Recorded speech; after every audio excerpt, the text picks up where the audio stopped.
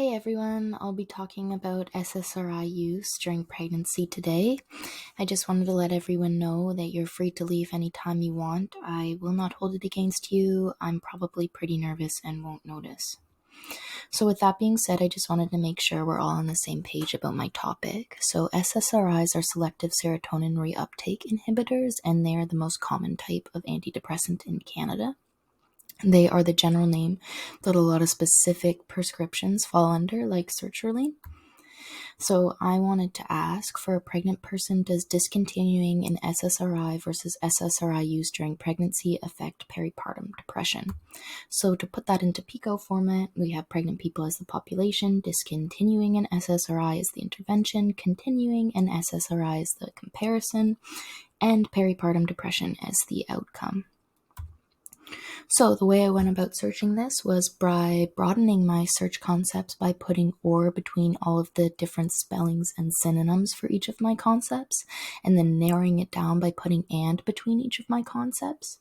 So simplified, pregnant person or other spellings, and discontinuing SSRI or other spellings, and concept C and concept D. Then I couldn't find anything, so I took away concept C and found some things. So once I got a bunch of papers, I narrowed down my search into 3 selected studies. I did this using the hierarchy of evidence and looked further into the quality and relevance of each paper. I wanted to find a current systematic review because it's the top of the hierarchy of evidence, and it would also provide me a good outlook on the current research and point me to more articles I might have missed in my search. Unfortunately, there was no Cochrane review, but I did find this meta-analysis and systematic review. It had a lot of good studies in it, ones that I even wanted to explore before I found this review.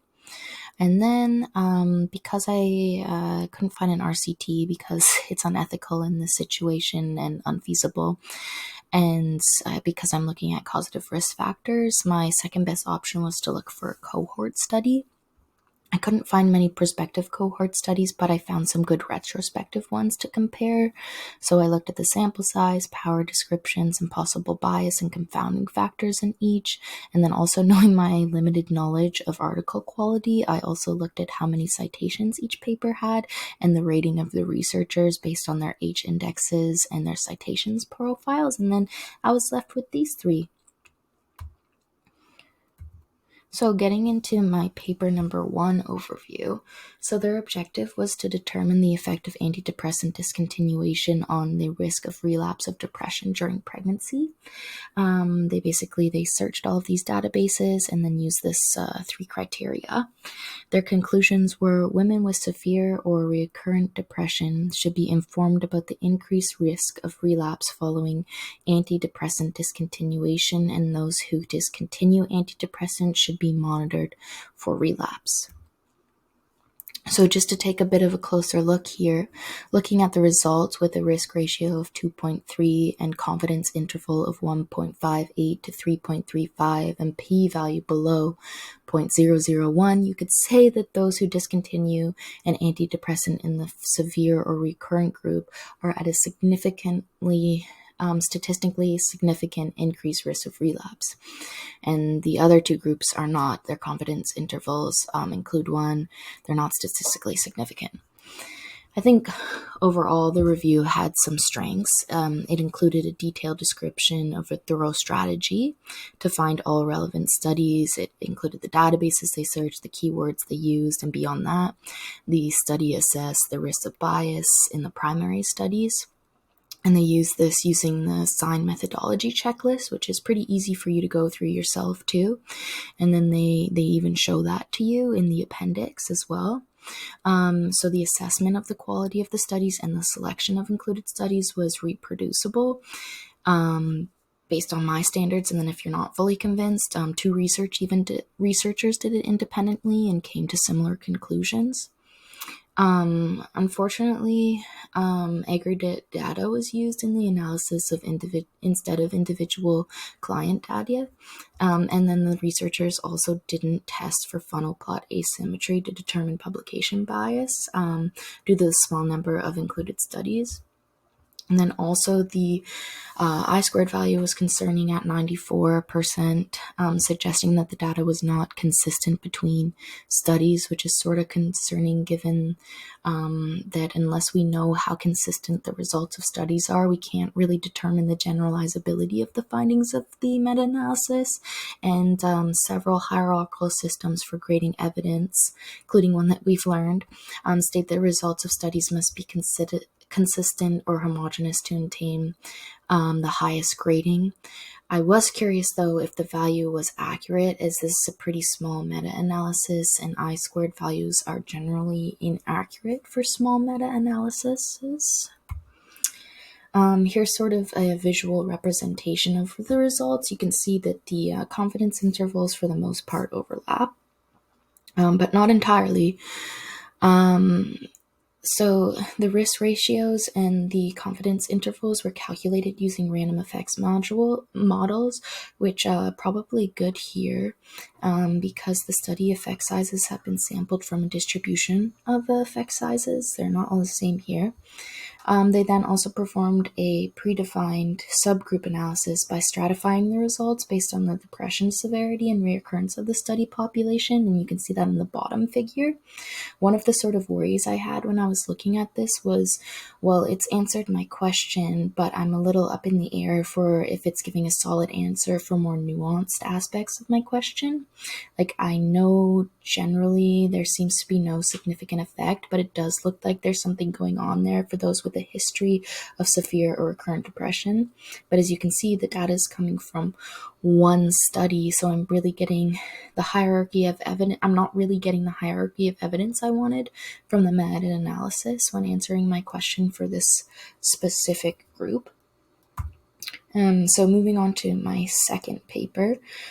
Quick little overview. It's a retrospective cohort study that used Danish nationwide registers. It was interesting to me because it used hazard ratios, and they concluded that discontinuing antidepressant medication during pregnancy but not before is associated with an apparent increased risk of psychiatric emergency compared to continuing treatment throughout pregnancy. So let's take a look a little bit further. So for those that discontinued antidepressants before pregnancy, there was a hazard ratio of 0.84 with a confidence interval that included 1, and it wasn't statistically significant. So the researchers obviously said there's no evidence of higher risk there. And then they looked at those who discontinued during pregnancy, and they had an HR value of 1.25. The confidence interval did include 1, but they concluded that there was an association there. And generally, 202 women who discontinued and 156 who continued their antidepressants had a psychiatric emergency in the perinatal period. So they did a lot to control for confounding variables here. They used the standard difference, propensity score matching, and sensitivity analysis. Sensitivity analysis is where they looked in depth at specific variables, possibly related to the outcome as well. And this was interesting and relevant for me because they specifically looked at SSRIs, and they found that the associations remained similar, although they did not reach statistical significance. Unfortunately, they didn't look at severity of depression or other factors within this analysis of SSRI groups. They also accounted for multiple factors when calculating their hazard ratios here, and of course, confidence intervals were used. So some overall strengths here was that the study appropriately selected their sample. It drew from the entire Danish population, included all pregnant people treated with antidepressants 90 days before pregnancy. The exposures and outcomes were also appropriately measured. Antidepressant continuation was measured based on the supply of antidepressants. There is, however, the possibility that some people who filled the prescription didn't actually end up taking them. Also, there's a possibility that those experiencing depression didn't seek support. Though the researchers used propensity score matching, there could have been confounding factors like indications for antidepressant antidepressant treatment, like people telling you should take it, and depression severity. However, the follow-up was sufficiently long. There was data on all of the included participants up to 30 days after birth. There was a lot of different data analysis to control for confounding variables. They used a Cox regression. And also what I liked here is that they used an HR value, which represents instantaneous risk over the study time period. So you can see the likelihood that at any given time, someone's going to have an event, or in this case, relapse. So my paper 2, I'm not going to lie, was 3, I'm not going to lie, it was pretty difficult to find a quality paper at this point. So I ended up finding one that was about antidepressants generally. So this was a retrospective cohort study too, and it looked at a few Swedish registers and concluded women with a greater burden of pre-pregnancy psychiatric illness were more likely to reinitiate antidepressants, suggesting relapse.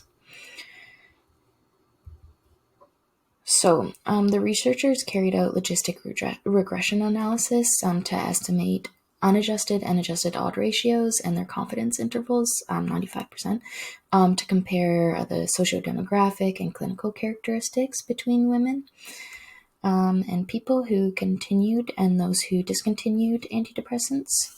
This is great for mitigating for confounding variables. So the results were plentiful to say the least, but what I found interesting was that the greatest difference, which is also probably more relevant to our practice, observed between women who remained off and those who reinitiated was in their previous use of antidepressants. So when an antidepressant was used for more than 2 years, it was more likely for to reinitiate the treatment with an odds ratio of 6.1 here and a pretty slim confidence interval. Here's a lovely table to show you what I had to read to go through that. So again, there's some strengths here. The sample was appropriately selected. Data was collected from 5 national longitudinal population-based health registers in Sweden. All women who had given birth and who were taking an antidepressant between 2007 and 2014 were included. The exposure and outcomes were appropriately measured. Those who filled an antidepressant prescription during the second half of pregnancy were considered to have restarted treatment, indicating relapse, and those who didn't were considered to have discontinued. The same problems of measurement arise as in my other cohort study, so confounding factors might include indications for antidepressant treatment, comorbidity with anxiety, adherence to prescription guidelines. Also, people with psychiatric disorders or with multiple pregnancies in the study duration were excluded.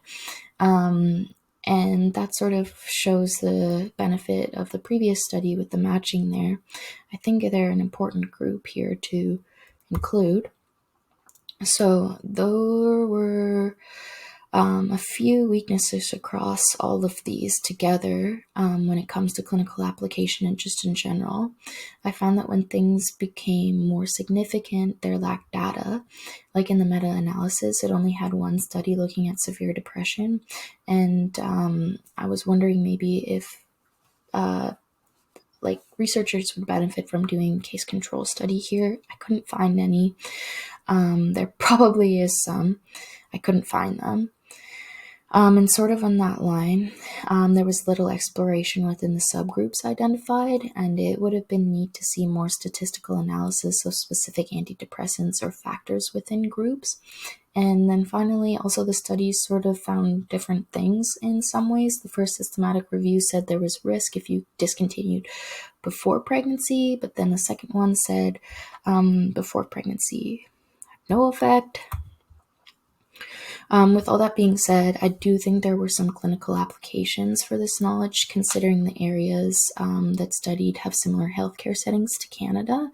And although this isn't a meta-analysis I'm doing, it checks a lot of the criteria for the great approach for creating recommendations. There's low risk of bias. You can see this literally in a chart in my first meta-analysis. So overall, based on what I I've seen, would I mention all this to a client? I mean, it depends, like everything really. I mention it to clients who have experienced major depressive episodes in the past or have been taking an SSRI for some time and are looking at antidepressant options during pregnancy.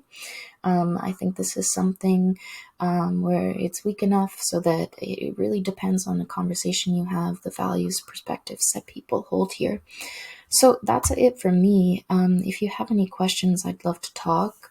There's lots more that I could have included, but I'm sure you're bored.